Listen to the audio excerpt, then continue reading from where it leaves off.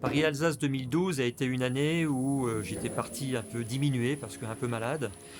Et à mi-course, j'ai dû prendre la décision de m'arrêter. Je me sentais plus capable de refaire encore plus de 200 km. Donc à Ligny-en-Barrois, je prends la décision d'arrêter.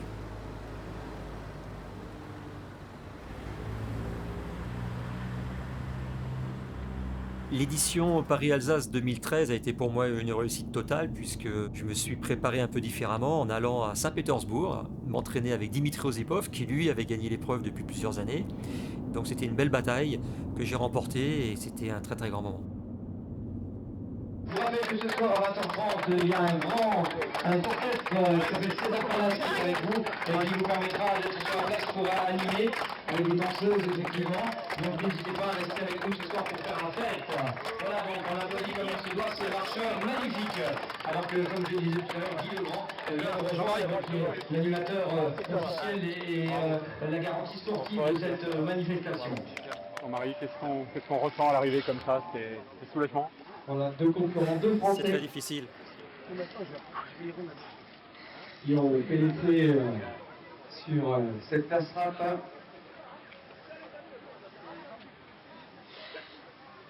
Bon. C'est difficile, Jean-Marie, vous l'avez dit. Oui, c'est très difficile. Une épreuve redoutable. C'est la plus dure, mais je peux vous dire c'est pareil. Mais c'est la plus belle. Tout à l'heure, nous accueillons. De mémoire, je t'ai fait une dérogation déjà là-dessus. Tout à fait, tout à fait. On avait convenu d'un prix à répondre et tu m'avais dit s'il faut retravailler, on retravaillera. Ouais. Du coup, je te rappelle, vu que potentiellement il faut retravailler. Moi, j'ai l'impression qu'il veut juste rediscuter par principe, parce que il me sous-entendait qu'en gros la commande il pourrait la passer aujourd'hui ou demain, quoi.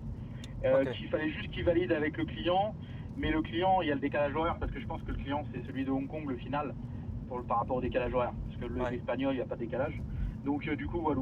Est-ce que tu veux participer ou pas?